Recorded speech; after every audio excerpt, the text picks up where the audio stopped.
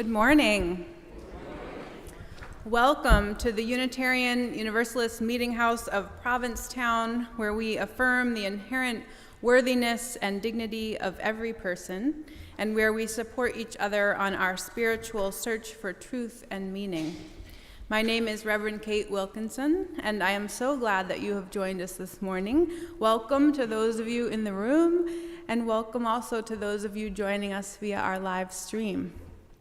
And a special welcome to our music director, Heather's dad, who is here today. Carrie, it's so good to have you among us.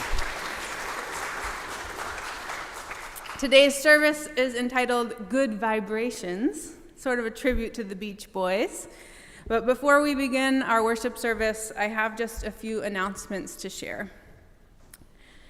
Great music on Sundays at 5 returns tonight with the show Broadway Curtain Up, favorite songs from great musicals. We hope that you can return for that. Also, next Sunday after our service is our second annual Provincetown Interfaith Picnic. This was such fun last year. St. Mary's is hosting it again and providing the barbecue food. We are all asked to bring a side dish. They are right on the beach and have those beautiful gardens, so hopefully it will be nice weather again. I hope you can make it. And Drag Bingo is back. Woohoo! Wednesday of Carnival Week. We're bringing back this treasured event that hasn't been attempted since the pandemic. Many thanks to Dan and Allison, Linda and Barbara and Karen. We're going to transform our lawn into a giant bingo hall and invite the whole town to come, in drag or not.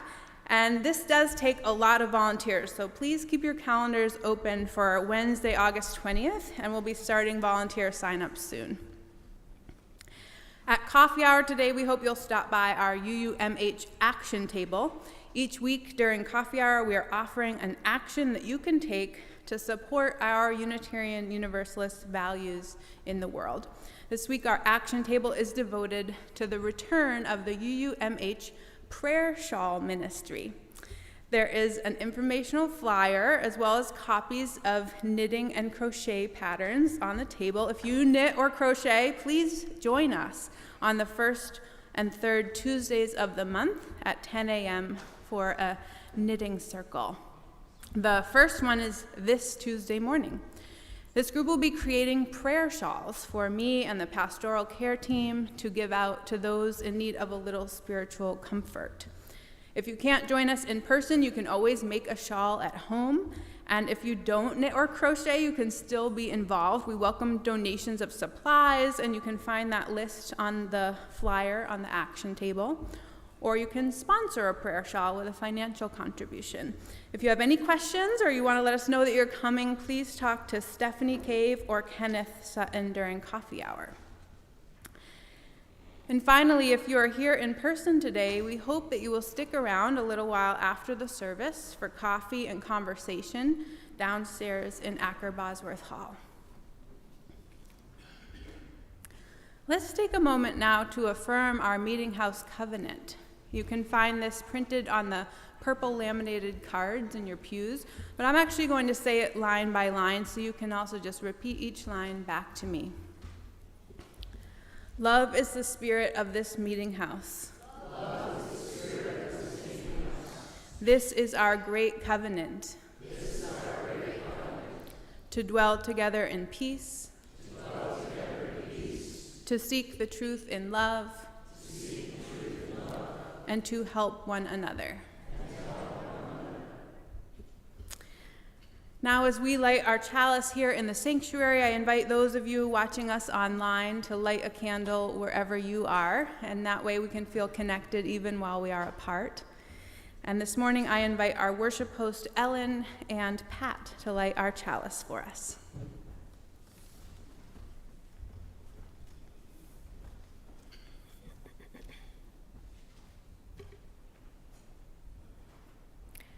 Our chalice lighting this morning is by Marnie Singer.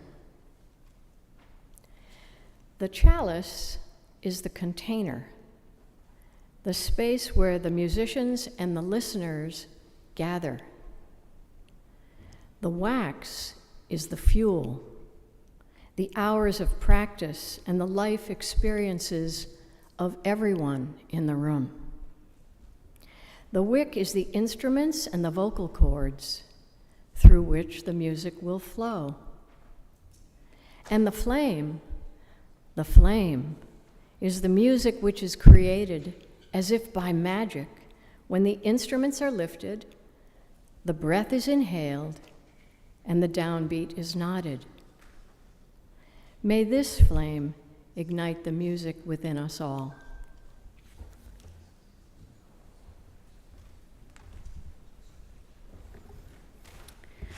Thank you. Are you ready to create some musical magic? All right, this is our opening hymn, but also our time for all ages. So some of you can turn to page 361 in the gray hymnals. We will be singing Enter, Rejoice, and Come In. But if there are any children or people of all ages that have a kid inside you who would like to join me on the stage, we are going to layer in some musical instruments, because today we are going to be talking about a really awesome musician called Brian Wilson from the Beach Boys, and he was an expert in layering in different sounds until it created a much richer, deeper sound. Now, he and his wonderful instrumentalists had time to practice. But we do not. It's going to be done in one go. So I have 9 instruments in this wonder box up here. If any of you would like to join me up here, I would welcome some company.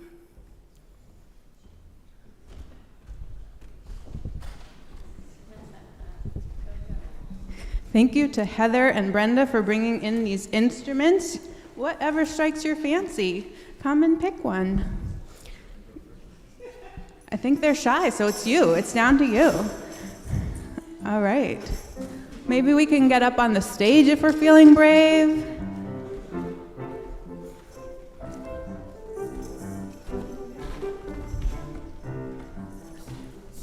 Come on up, come on up. 361. You can stay seated for this, but we need your joy. Okay, here we go. Enter, rejoice, and come in. Enter, rejoice, and come in.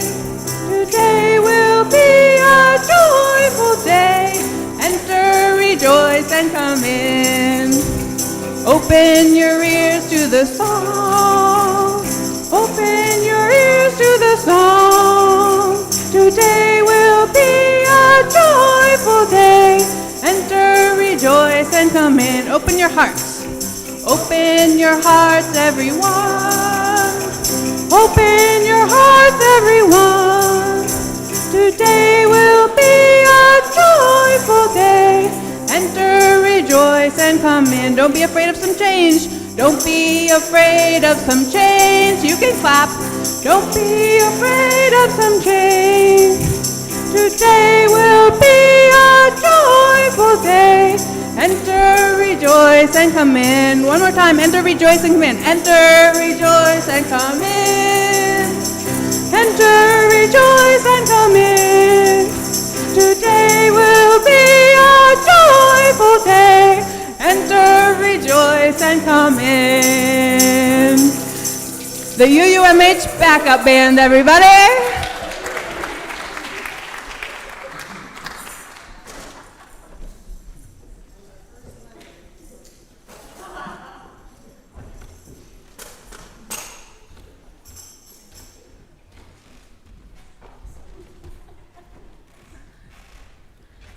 Have I told you how much I love this congregation?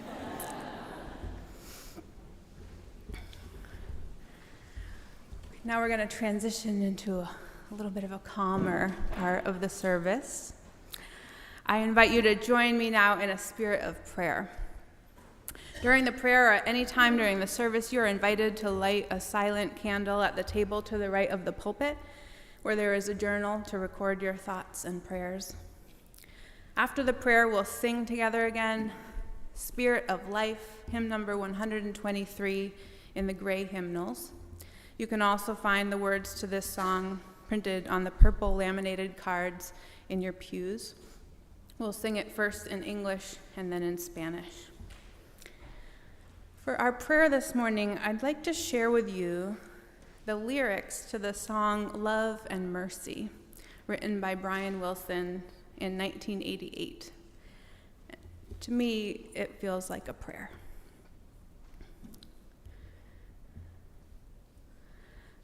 I was sitting in a crummy movie with my hands on my chin. All the violence that occurs seems like we never win. Love and mercy, that's what you need tonight.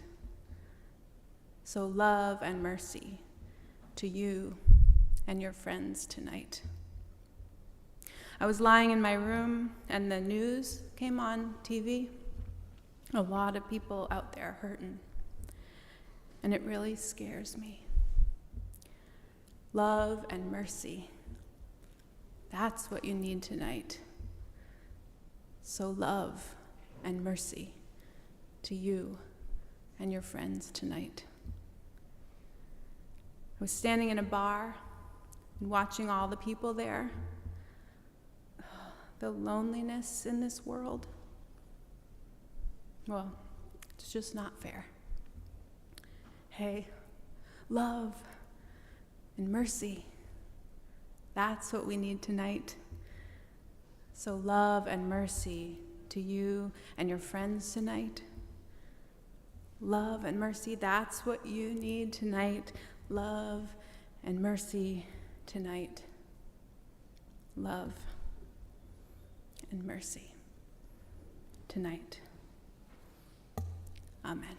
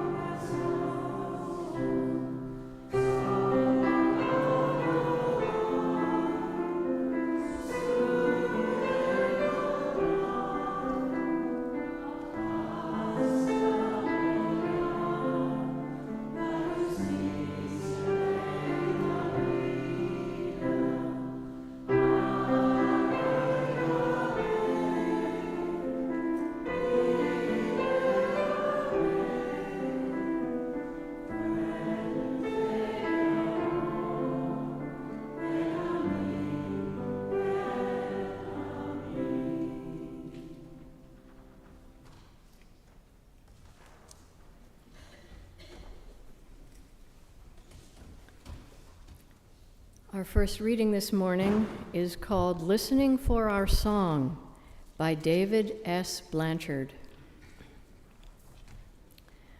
On sabbatical in East Africa, I heard a story of a people who believe that we are each created with our own song. Their tradition as a community is to honor that song by singing it as a welcome when a child is born, as comfort when the child is ill, in celebration when the child marries, and in affirmation and love when death comes. Most of us were not welcomed into the world that way. Few of us seem to know our song. It takes a while for many of us to figure out which is our song and which is the song that others would like us to sing. Some of us are slow learners. I heard my song not necessarily from doing extraordinary things in exotic places, but also from doing some pretty ordinary things in some routine places. For every phrase that I heard of it, for every phrase that I heard of it climbing Kilimanjaro, I learned another in a chair in a therapist's office. For every measure of it that I heard in the silence of a retreat, I heard another laughing with my girls. For every note of it that I heard in the wind on a beach at Lamu, I gleaned more from spending time with a dying friend as her children sang her song back to her. What came to astound me was not that the song appeared, but that it was always there.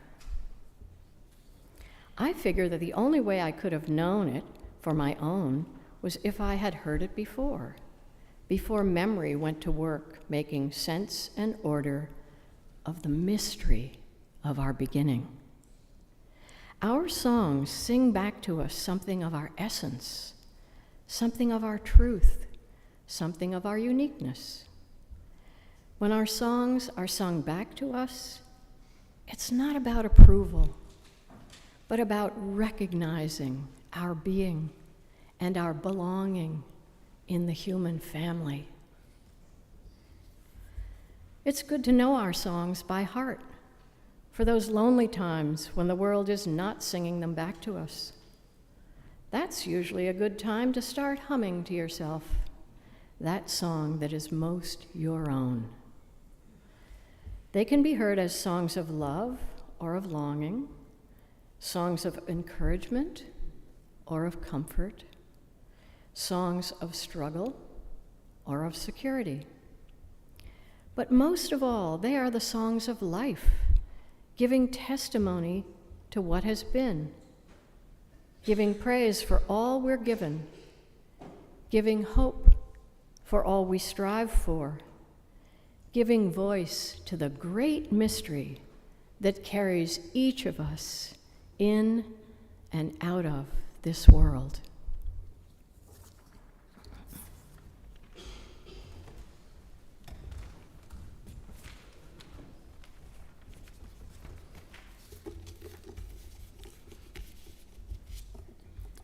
Our second reading is Orpheus by Andrew Hickey.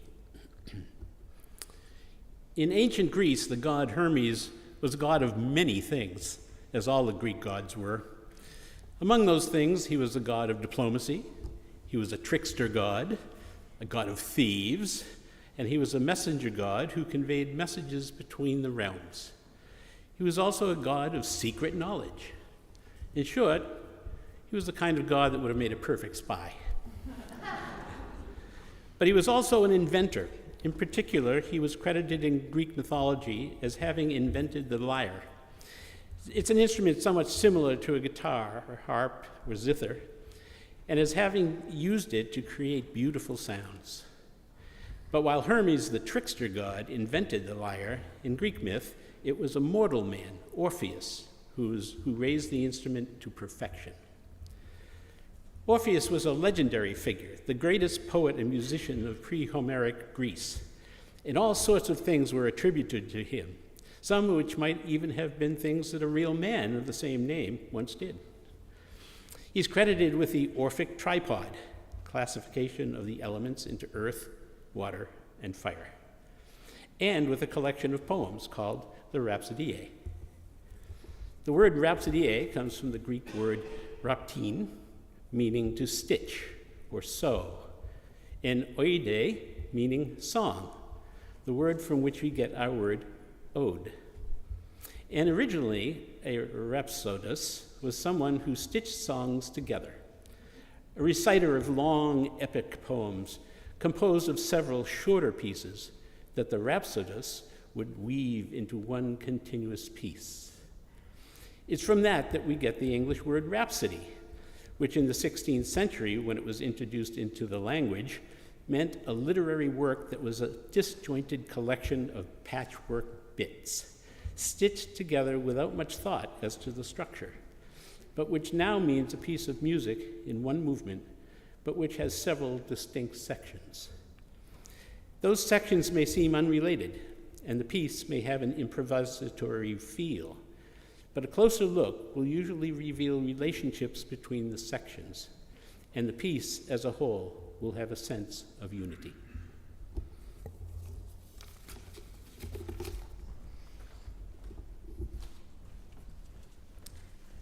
Thank you. Now is the time when we take a collection for the ongoing support of this meeting house and our shared ministry. As we enjoy a musical reflection by our choir, we welcome your donations here in the sanctuary or online through PayPal or Venmo. You can find that information on our website, uumh.org. At this point, I invite 4 volunteer ushers forward, any 4, including Augie, to take up our collection. On and off site, your offerings will now be gratefully received.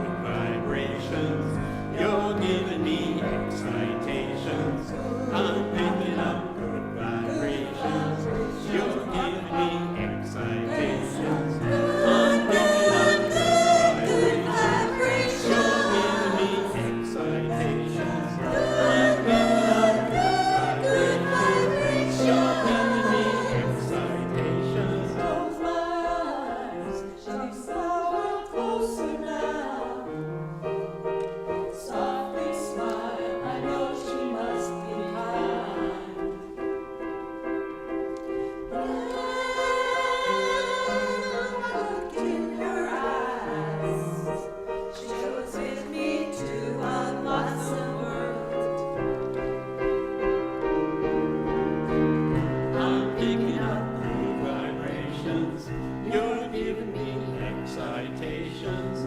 I'm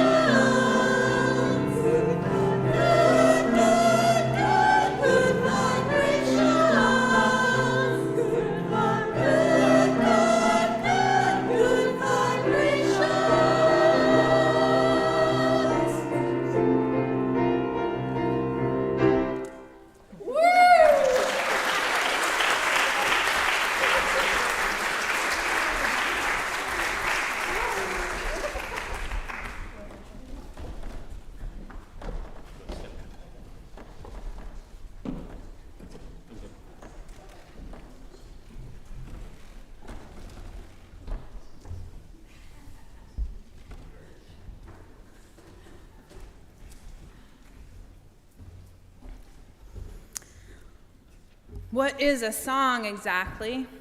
Brian Wilson asks in his memoir. And then he answers. It's something that starts as an idea and becomes more than that. It becomes physical and emotional and spiritual. It comes out into the world. It can soothe you when you're feeling at your worst.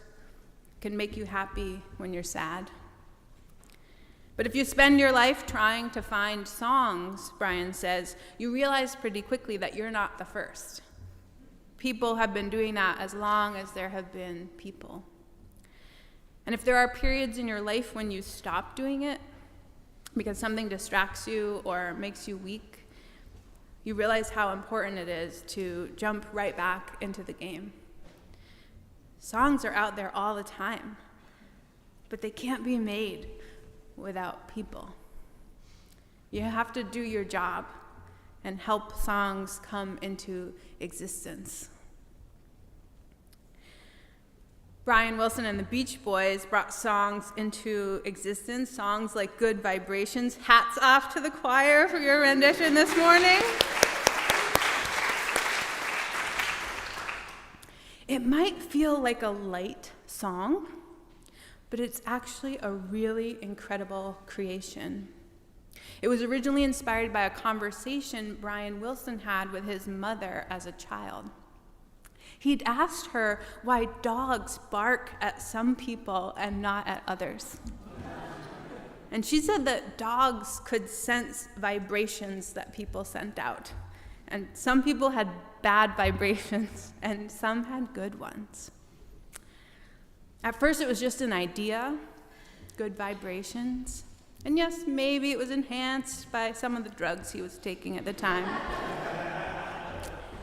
But somehow it was also linked in his mind with the first record he ever remembered hearing when he was just 2 years old at his grandmother's house, when she played the Glenn Miller version of Rhapsody in Blue, a 3-minute version of Gershwin's masterpiece. Hearing that music, which Brian's mother continued to play for him throughout his childhood, was one of the most profoundly moving experiences of Brian's young life. And Rhapsody in Blue has become one of those touchstone pieces that he returned to again and again. So he decided that he was going to come up with a song that was structured like Rhapsody in Blue. Andrew Hickey, who wrote A History of Rock Music in 500 Songs, explains. Some called Good Vibrations a pocket symphony, he says, but pocket rhapsody would possibly be a better term for it. It was going to be one continuous song, but in different sections that would have different instrumentation and different feelings to them. And he'd even record them in different studios to get different sounds for each section. And then he would mix and match them in the edit.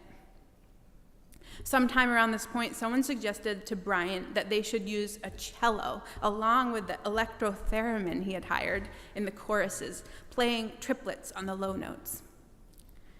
Now all they had to do was the final vocals. Oh, and they needed some proper lyrics, of course. Brian's cousin, Mike Love, wrote them in the car on the way to the studio, dictating them to his wife as he drove. The first verse grounds everything in the sensory, the earthy. He makes a song originally about extrasensory perception into one about sensory perception.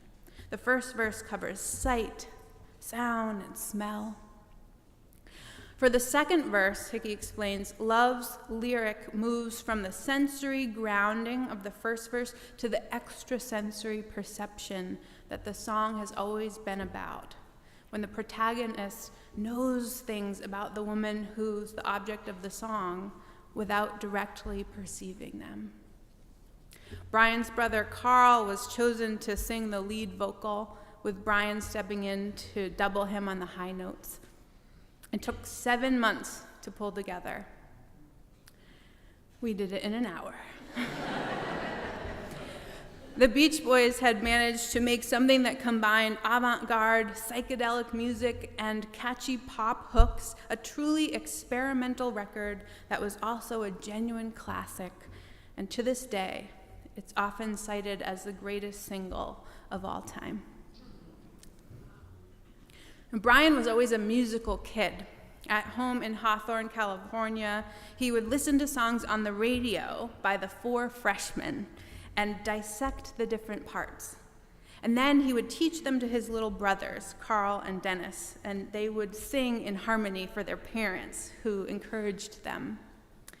For Brian's 16th birthday, they gave him a reel-to-reel tape recorder, and he learned how to overdub using his vocals and those of Carl and sometimes their mother. Brian would play the piano while Carl and David Marks, an 11-year-old neighbor, played guitars they had each received as Christmas presents. Later, they were joined by their cousin, Mike Love, and sometimes their friend, Al Jardine. They played at the local high school under the name the Pendletones, a pun on Pendleton, a brand of woolen shirt popular among local surfers at the time. When Brian started writing songs of his own, his brother Dennis said that if they wanted anyone beyond their family to listen to them, Brian should write songs about the things kids their age were into: surfing, girls, cars. So Brian wrote the song Surfin'. A local record producer helped them record a demo of it, but when he released the song to the public, the band found out that he had renamed them the Beach Boys. It stuck. They became extremely popular. They signed with Capitol Records. Brian continued to write about surfing, Surfin' Safari, Surfin' USA, Surfer Girl. Ironically, the only member of the band that had ever gone surfing was the youngest brother, Dennis. He was the cool one. Brian was the awkward one, the one who got tongue-tied with girls, the one uncomfortable being on stage. Brian didn't surf, but by the time he was 22 years old, he had written and produced 7 top 10 hits. Songs like California Girls, Help Me Rhonda, and Fun, Fun, Fun. For many of us, these songs were the soundtrack to summer. Brian Wilson died last month. He was 82 years old. And this week I watched a dramatized movie, Love and Mercy, about Brian's life. He's played by John Cusack. I also read his autobiography, I Am Brian Wilson, and watched a documentary about him called The Long Promised Road. I loved Love and Mercy, but the documentary was hard to watch. Brian's life and the life of the band were a far cry from Fun, Fun, Fun. Brian, Carl, and Dennis's father was extremely abusive. He supported their music and served as their manager for a while, but he was hard to please, moody and violent. He beat the boys from a young age. As a child, Brian lost 90% of his hearing in one ear when a neighbor boy hit him with a pipe. It affected him the rest of his life, made performing and even communicating difficult. You can notice in a lot of the archival footage that he speaks mostly out of one side of his mouth. That was the side he could hear on. It was a cruel loss. But it made him listen differently. He couldn't hear in stereo sound, so he meticulously layered in instruments and vocals to compensate. And it contributed to his genius. In 1964, Brian suffered a major panic attack while flying to a concert, and he had to withdraw from touring for a while. But he was still writing music. At age 21, he experimented with acid and soon after began hearing voices that never went away. The voices weren't kind. They were the voices of his critics, the voice of his father, voices that said they wanted to kill him. Brian also had an eating disorder and kept gaining weight. Sometimes he would eat 2 steaks and a birthday cake for breakfast. The drugs, the alcohol, the food, he was just trying to numb himself, to somehow quiet those voices. I felt a little lonely at times, Brian said, but I also knew that it made for some good songs. Loneliness was something that everyone felt, but that people were afraid to talk about. That was something I learned from the freshmen. They always had an ache in their songs, not just in their voices, but about the things they were singing. In 1975, Brian's wife, Marilyn, hired a doctor named Eugene Landy to help get Brian healthy. At first, it worked. He put him on an extreme diet and exercise routine, got him off the drugs.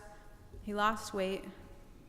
Things went okay for a while, but the depression always came back. The voices always came back. Brian couldn't get out of bed for 3 years, but the music still called to him. Recently, I was watching the news like I do every day, Brian writes in his autobiography. It's news at 4, then Wheel of Fortune, then Jeopardy. Brian watched a lot of TV. One of the stories on the news was about how anxiety and creativity are linked. There was some big study at a university, and the doctors who did this study said that anxiety and creativity are sort of the same thing. Both of them are about dealing less with what's in front of you and more with what's in your head. Listening to what's in your head, especially when you're a person with anxiety, leads to negative emotions. But they're also a form of imagination. If you can worry about problems that aren't there when there aren't problems around, then you can also think of stories and songs when there aren't stories and songs around. You can make things go from not existing to existing. In 1983, a few years after his divorce from Marilyn, when Brian's mental illness was back out of control, Dr. Landy returned. But this time he was even more strict. He controlled Brian, controlled his life, wouldn't let him see his family, his daughters even. He overprescribed Brian with pills so that he wasn't himself. He was abusive, verbally and financially. He took control of Brian's music, changed his will so that he would inherit most of Brian's money. For 9 years, Brian was Dr. Landy's prisoner. Amazingly, Brian still managed to create beautiful songs. It was during this period that he wrote Love and Mercy, the song I used as the prayer this morning.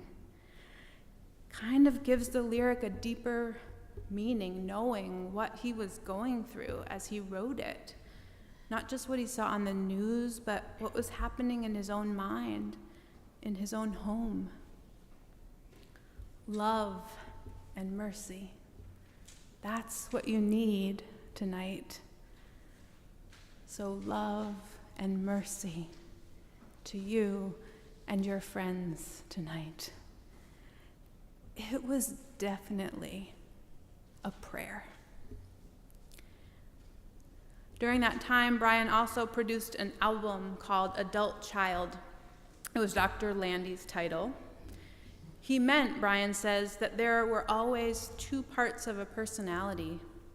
Always an adult who wants to be in charge and a child who wants to be cared for. Always an adult who thinks he knows the rules and a child who is learning and testing the rules. I also thought about it in terms of family, Brian said. I thought about my dad and me and all the things he did that were good and bad, all the things I can talk about easily and all the things I can't talk about at all. When Brian did think about his dad, he realized that his dad wasn't all one thing either. He was a musician and songwriter himself. He took Brian to his first concert as a surprise, the freshman. He taught his sons to have a strong work ethic. He was surprisingly a very patient driving teacher. He launched the boys' careers. He was generous with gifts and advice. But he was also violent, unpredictable, cruel. Lots of things about my dad are like that, Brian wrote. Two things at once, two opposite things. The Wilson boys learned later from their mom that their father had had a rough childhood. When he came to California from Kansas with his own father, they were extremely poor, to the point where they had to live on a beach in a tent. His father drank too much, was moody and angry, beat him. Kids who get hit don't just turn into one thing, Brian says. They turn into all kinds of things. Dennis turned into one thing, and Carl turned into another thing, and I turned into a third thing. Brian himself wasn't a very good dad. He was absent a lot of the time, physically and emotionally. He was struggling with his own stuff, and he didn't have much to give to his two young daughters. But he did give them the love of music. Wendy and Carney, along with the daughters of John Phillips, went on to become the group Wilson Phillips. Later in life, while buying a new car with Dr. Landy, Brian met a car saleswoman named Melinda. They began dating. Melinda saw how controlling Dr. Landy was, and when he forbade her from seeing Brian ever again, she contacted his family. Dennis had died by then, a swimming accident at age 39, fueled by alcohol. But Carl and their mother were still alive, and Melinda convinced them to get a lawyer. They took Dr. Landy to court. Eventually, Brian was emancipated from his care, and Landy's medical license was taken away. Without all the pills and with Melinda's support, Brian began to get better. That's where the movie Love and Mercy ends. But real life continued, the healing and the hurting. Brian and Melinda married and adopted 5 children. Brian still wasn't a perfect dad, but they had a happy family. Even with proper medical care, Brian continued to struggle with mental illness, with the voices. He struggled immensely when his second brother, Carl, died of lung cancer at age 51. But he continued to make music, to perform even.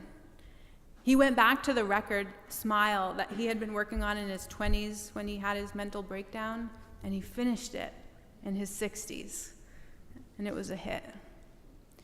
He was still scared to go on stage, but he found things that helped him. He always knew exactly where his family or friends were in the audience so that he would have a touchstone. He created routines, took long walks. As I said, it's really hard to watch the documentary, Long Promised Road, which has footage of his later life. He looked so fragile, so scared, and he was those things.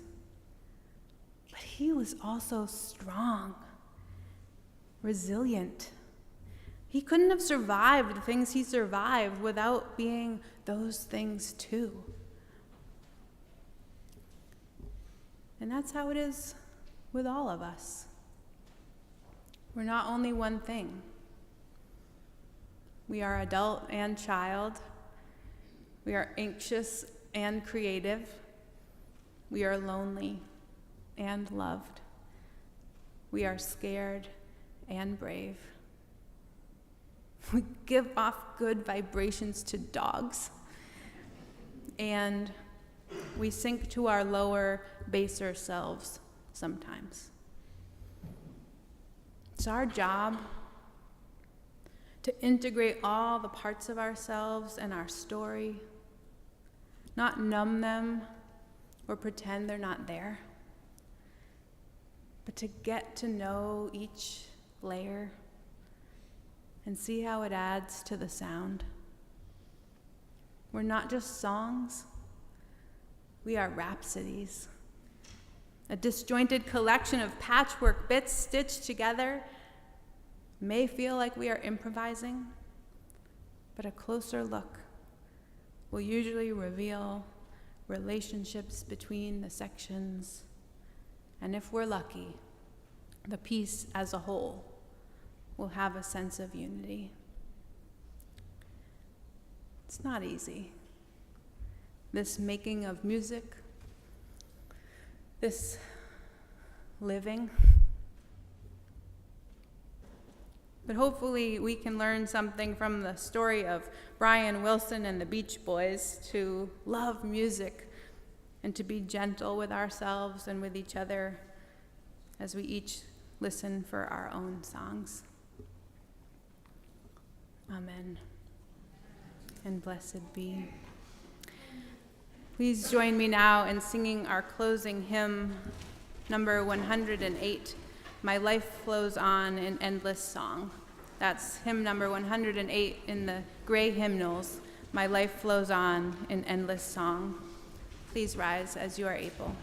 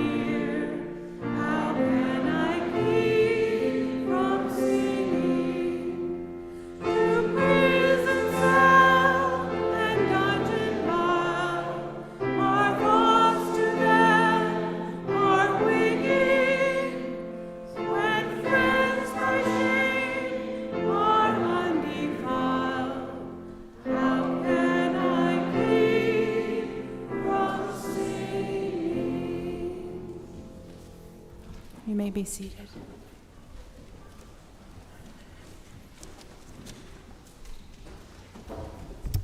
It has become our practice to pose a question based on the theme of the service each week. It can be a topic of sharing at coffee hour today or with friends during the week. If you'd like to delve deeper into this topic, we invite you to our midweek Zoom coffee hour on Tuesday at 5 p.m. If you're not on our email folk list and need that Zoom link, please see Kenneth in the office. Our question this week is, we all contain multitudes. What are two seemingly opposite parts of yourself? We all contain multitudes. What are two seemingly opposite parts of yourself.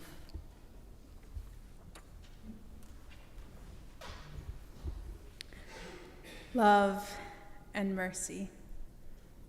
That's what we need today. So love and mercy to you and your friends, today and always. Go in peace.